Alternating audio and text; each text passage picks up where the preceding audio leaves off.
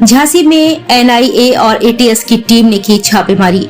मामला कोतवाली क्षेत्र सुपर कॉलोनी का है, जहां विदेशों में ऑनलाइन संपर्क सूद बांधने की सूचना पर देश की बड़ी एजेंसी एनआईए और एटीएस की कोतवाली क्षेत्र स्थित एक आवास पर तड़के छापेमार कार्रवाई हुई। इस कार्रवाई को लेकर तरह तरह की चर्चाएं चल रही है। फिलहाल छापेमार कार्रवाई कर रही टीमों की ओर से अभी कोई इनपुट मीडिया को प्राप्त नहीं हो सका है। टीमों के साथ पुलिस बल भी मौजूद रहा। देश की बड़ी इंटरनेशनल खुफिया एजेंसी और एटीएस आतंकी संगठनों और देश विरोधी क्रियाकलापों में लिप्त गिरोह का भंडाफोड़ करने वाली टीम मानी जाती है। ऐसे में तड़के इन दोनों टीमों ने झांसी के शहर कोतवाली थाना क्षेत्र स्थित गुलाम गौस खां पार्क स्थित एक मकान में छापेमार कार्रवाई की। सूत्रों का कहना है कि यहाँ रहने वाले मुफ्ती खालिद ऑनलाइन दीनी तालीम की पढ़ाई कराते हैं। फिलहाल अभी टीमों की ओर से कोई ऐसा इनपुट नहीं आया है कि आखिर जांच पड़ताल और छापेमारी क्यों की जा रही है। वहीं मुफ्ती खालिद को पूछताछ के लिए हिरासत में लिया गया है।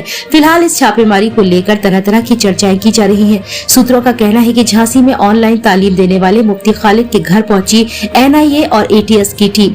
बताया जा रहा है कि विदेशी फंडिंग के जरिए टेररिज्म को बढ़ावा दिया जा रहा था। मामले में संदिग्धता और संलिप्तता पाए जाने की सूचना पर सुबह से पूछताछ जारी है। दस्तावेज खंगाले जा रहे हैं।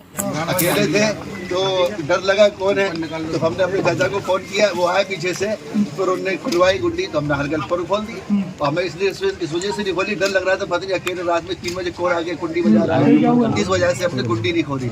10-15 मिनट के बाद 20 मिनट के बाद गुड्डी खुल गई और हमारे चाचा आ गए। फिर उसके बाद सारे घर की चेकिंग हुई और सारे पूरे जितने कमरे हैं, रूम है, किचन है, सारे की क्या कहते हैं चेकिंग की गई और पूरे कवर्ड देखे, मचान देखा और किचन में देखा, किचन के पीछे जो बनी थी गिरली वो देखी गई। सारी पूरे घर में एक एक कोना छाना गया और बिल्कुल गिरफ्त के साथ कहीं भी कुछ नहीं मिला। और एक एक कोने में सारी हमारे पास इस वक्त 1.5 से 2000 किताबें होंगी।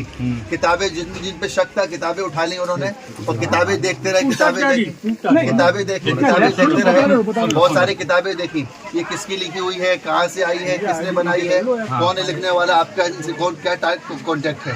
तो फिर उसके बाद एक झोले में सारी किताबें भर ली, सारे कागजात भर लिए, पासपोर्ट, वीजे, हमारा वीज़ा था तो सऊदी अरब गए थे जो हज के लिए, उम्रे के लिए अक्टूबर में, उसके बारे में जांच की। फिर उसके बाद ऊपर वाले पोर्शन में गए, ऊपर वाले पोर्शन में फिर पूरी जांच की और पूरी बात पूछी गई।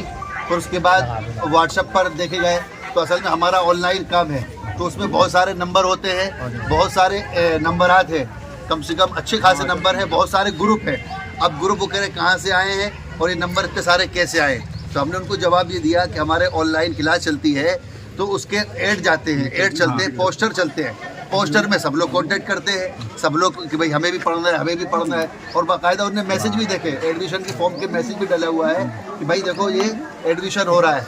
तो इस वजह से उसके बाद फिर कहने लगे कि मौलाना इलियास गुम्मन साहब का मसला आया। मौलाना इलियास गुम्मन साहब कौन है, ये कहाँ से हुआ, तो इस सिलसिले में जांच चल रही है और जो कुछ है उन्होंने बना के दे दिया है, हमारे पास मौजूद है। आप कब से पढ़ा रहे हैं सर? हम ऑनलाइन पढ़ा रहे हैं 10, 11, 12 साल से ऑनलाइन पढ़ा रहे हैं। हमारे पास सबसे ज़्यादा इंडिया के हैं, इंडिया के सब बच्चे पढ़ते हैं। बाहर के जो बच्चे वो इंडिया ही की बच्चे हैं, बाहर के बच्चे जैसे कि आपके क्या कहते हैं इंग्लैंड के हैं और आपके इस्लामिक कुरान कायदा छोटे बच्चे वो भी इंडिया ही के हैं। अरब कंट्रीज के, अरब कंट्री का कोई नहीं है। तो आपका मदरसा चलाते हैं? और मकतब चलाते हैं, कोचिंग चलाते हैं, कोचिंग सेंटर। कितने पैसे लेता है जी?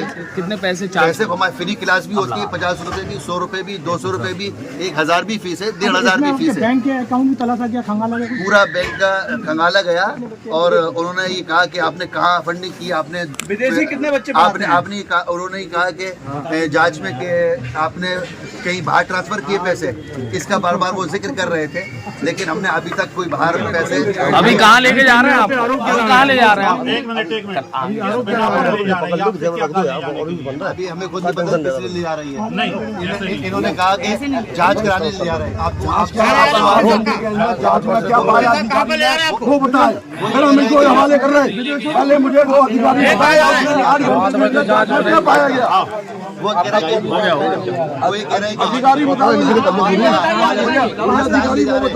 आप रो क्यों रहे हैं? आप रो क्यों रहे हैं? आप रो क्यों रहे हैं? मुफ्ती जी आप रो क्यों रहे हैं? रो क्यों रहे हैं मुफ्ती साहब, आप रो क्यों रहे हैं? इसलिए रो रहे हैं। 8 घंटे की जांच का रिपोर्ट चाहिए, तब आप जाएंगे।